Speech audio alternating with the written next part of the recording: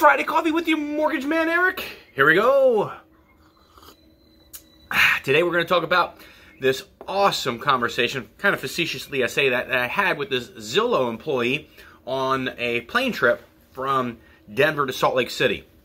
And how it's going to tie in with iBuyers and iSellers, right, and market disruptors, and this lawsuit that's going on right now, this class action lawsuit that's going on right now against NAR and some of the big real estate brokerages across the country.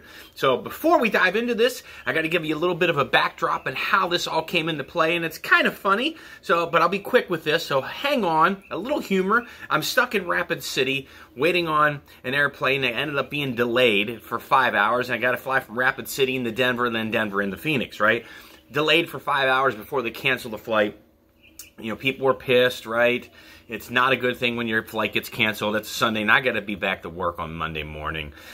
So people were a little distraught about what's going on and talking about getting rental cars and driving to Denver. So I ended up matching up with this complete stranger who was part of the British Royal Armed Air Force, something like that.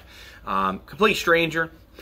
We split a rental car, drove from Rapid City to Denver, 6.5 hour drive, and by that time I had to cancel my flight with United, rebook with Delta, but I had to go from Denver to Salt Lake City into Phoenix just to get in early Monday morning. What a melee that was. But nonetheless, the conversation that I had with this lady on the flight from Denver to Salt Lake City. Now, I had 2 hours of sleep because the plane was leaving at 6, and I didn't get into Denver from the drive until midnight.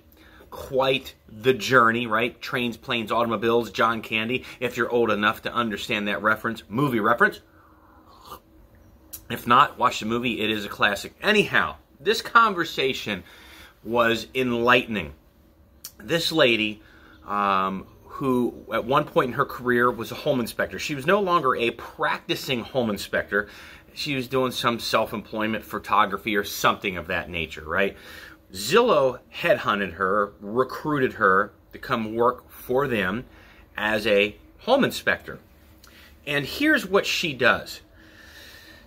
Kind of gets my goat, because, you know, this was about an hour and 15-minute flight, and we were just, you know, look, she's a nice person, but man, you understand that Zillow's not on our side, right? They're not on. If you're a realtor or a lender, you have got to understand, I'm telling you, man, they are not in your corner.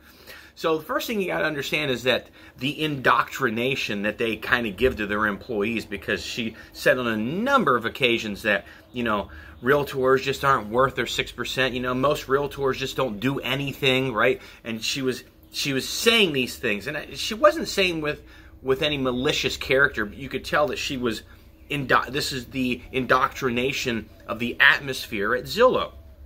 So we dive deep into what she does. So when Zillow wants to buy a property, and by the way, it works well in Denver. I wonder why. You know, everybody's floating on cloud 9 up in Denver. But she was, you know, some of the markets it does work well in, some it doesn't. She says it doesn't work well in Atlanta right now. Looking positive for Salt Lake City. That's why she was flying to Salt Lake City. But she goes into these homes that Zillow wants to purchase, you know, and that these iSellers want to not pay any real estate commissions, which is a joke because we'll get into that in a minute. And she goes in, does a home inspection, and comes back with a laundry list of things that are wrong with the property, right? And a price tag that's associated with them. So Zillow and OfferPad and Open Door do the same things. They do these same, man. It is so tricky. It's a sham. Pay attention here. Well, hey, here's your list of things that need to be done, and if you want to fix these things, you can, and we'll buy the home from you at the original cost we had talked about. Otherwise, you don't have to worry about it. We'll just take the $12,000 that it would take for you to take care of these things, and we'll credit us, the buyer, who's Zillow. We'll give that credit to us, and look, we'll take care of it. Convenience. Don't worry. You don't have to worry about those things.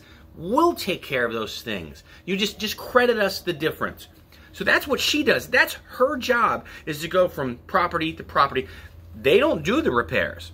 Now, I'm sure there are some instances where they do some of the repairs because the home is just that bad of disrepair, they have to sell the property, right? But for the majority of the times, they're not doing the repairs. They're taking the money and selling the home for what they can, right? It's like I said, it's a sham. And that's all she does is go from one property to the next, writing up these home inspection repair list, if you will, and sending it into Zillow. Now, she also brags about the wonderful six-figure income that she has and the amazing benefits and the PTO and the vacation and the health insurance and the dental insurance and on and on. Look, she loves Zillow because she doesn't know any better. She was never a realtor, right? She was never a lender. She didn't come from our industry. She just knows what Zillow has told her about our industry, that realtors don't do anything. They're not worth their monies, etc., etc. It's a sham. So now how does that relate into our current atmosphere of iBuyers and iSellers and this lawsuit? And look, if you're a lender or a realtor and you haven't heard about this class action lawsuit that's pending right now against NAR and some of the biggest real estate brokerages in the country, man, I don't know where you've been. Now, what is the likelihood that the class action lawsuit will go through, right? It's slim to none, but in the process, the names that get dragged through the mud, your publicity, right, your reputation that's getting dragged through the mud with this to probably set you up for another lawsuit down the road. That's how this works. And at the same time, you have these companies, these Zillows, these Open Doors, these open pads, offer pads that have come out with these programs. We don't do commissions. My rear end, you don't do commissions, you just label it something differently, and they're usually at about 7.5% in fees. So don't tell me that you don't do commissions. I mean, and look, I think that some of the iSellers are starting to catch on to the game, but they do it all in the name of convenience. I'm telling you, the devil's in the details. If you just stop, pause, take a minute, how hard is it to sell a $275,000 property in Phoenix, Arizona? It's not that hard. I don't know what more kind of convenience you would need. Maybe if you're going through a nasty divorce, something like that, okay, maybe. But your $275,000 property in Gilbert's going to sell in about 3.5 hours.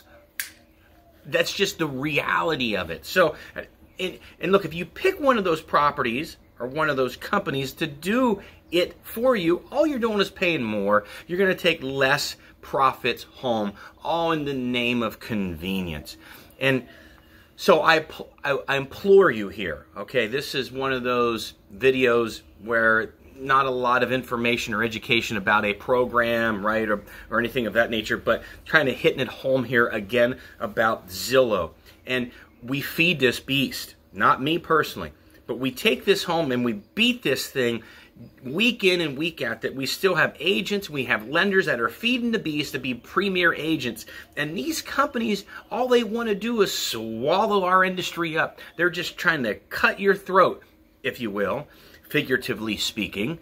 That's all they're trying to do, is take your commissions away from you, all in the name of them charging a service fee, and they make more money. Look, any company that can fly their employees around the country and give them 6 figures income for a home inspector and full benefits, right? They're making some money, right? They're making more money on these transactions than you. Now, how do we get this out to the public? How do we make iBuyers and iSellers understand this? That these disruptors, now here's the big thing, these market disruptors, that name is just so overplayed and overdone. I can't stand the name anymore. I'm a disruptor. Good for you. In the name of who, right? These market disruptors are not consumer advocates.